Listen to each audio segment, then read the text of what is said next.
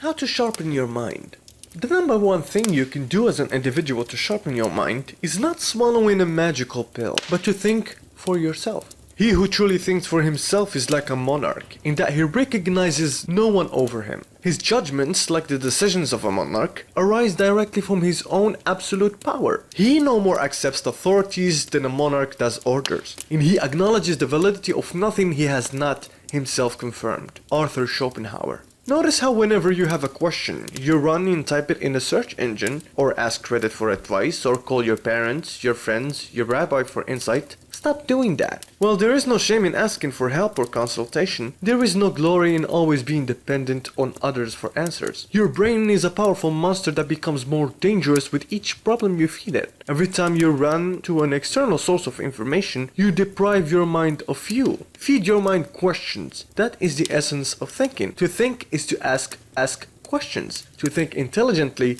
is to ask the right questions. Step number 1. Take a pen and paper and write down the question that's bugging you. What's the problem? Define the problem. A common topic in most self-help videos is procrastination. So, a question would be, how to stop procrastinating? Step 2. List down a couple of potential answers to that question. They don't have to be correct, they don't have to be ingenious, they just have to be yours for now. The product of your toil. That is the number one condition. So, potential answers could be, start small, work with a friend, avoid distraction. Step 3. Ask the right questions. Sometimes the reason why you can't seem to find the right answers is because you haven't formulated your questions in the right fashion. It's often more helpful to ask why before you ask how, because it teleports you into the root of the problem. So, instead of asking how do I stop procrastinating, you ask why do I procrastinate? You do the same thing. Because I'm afraid, but that could be too abstract. Because I'm not familiar with the subject. Because I have many things to do and I'm a bit overwhelmed. When you figure out which one is most likely, then you tackle it. If you are not familiar with the subject, you can read about it. If you are overwhelmed, you can chunk the material. Some answers will lead you to more precise questions and so on. Also try to ask the other WH questions. When do I usually procrastinate? Where do I usually procrastinate? Why do I procrastinate in these moments and I don't in those moments? How likely that my answer is biased? How likely am I rationalizing my actions? And so on. Of course, this is a simplified example. That's why you should do it yourself. Step 4. Research what experts or people in general have said on the subject. Find 4 or 5 articles and compare your answers with their results. You will be shocked to find that you have arrived at similar conclusions. Why think on paper? Well, on paper you get to see your thoughts organized. You can take a step back and see the errors of your ways and the weaknesses in your arguments. It also provides you with documentation for your ideas, to which you can return to, re-examine, develop further. Further actions you can take are: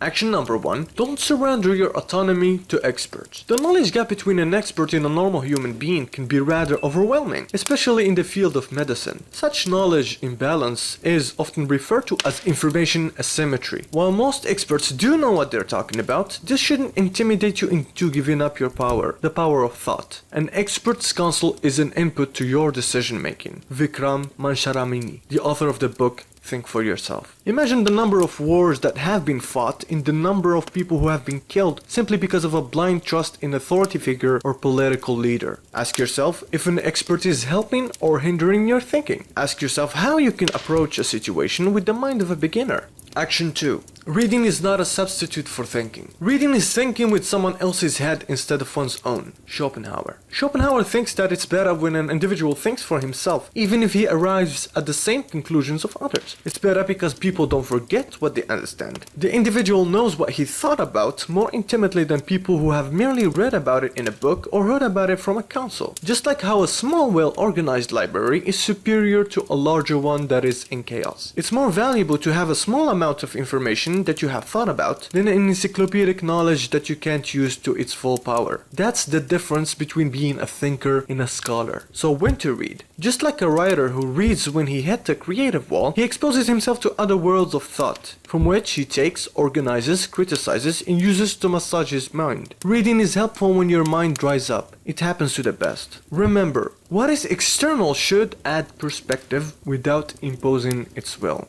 Action 3. The internal no. Whenever a source of media or person expresses an opinion or idea that you don't agree with, internally say no and think of reasonable arguments to refute their claims. Every time you say no, you reclaim your identity and build your assertiveness in mental toughness. Action 4. Have the courage to make mistakes. As human beings, we avoid doing difficult things so not to fail and prove that we aren't good enough. We stop thinking for ourselves so we don't confirm we aren't smart enough. Expect yourself to make mistakes. Shift your mindset from being someone who is smart to someone who is a learner. A difference between a fixed and a growth mindset. The first hurts every time you fail, the second pushes you to grow. Understand. Whatever problem you are facing or question you are trying to answer has been faced and answered by a human being before you. A human being just like you. Action 5. Pay attention when you go on autopilot. You promise yourself to think hard about things, but sooner or later you slip into old habits and patterns of thought. Why? Because it's easier, it's comfortable. Life has a certain pace that hypnotizes you into an autopilot state. This point and others go hand in hand with the third aim of the strategic warrior. Depend on your own arms. So make sure to see it if you haven't already. You won't notice your brain power skyrocket immediately, but if you trust the process and display patience, the results will come and the quality of your knowledge and cognition will not disappoint you. What you have inherited from your forefathers, you must first win for yourself if you are to possess it. George Christoph Lichtenberg.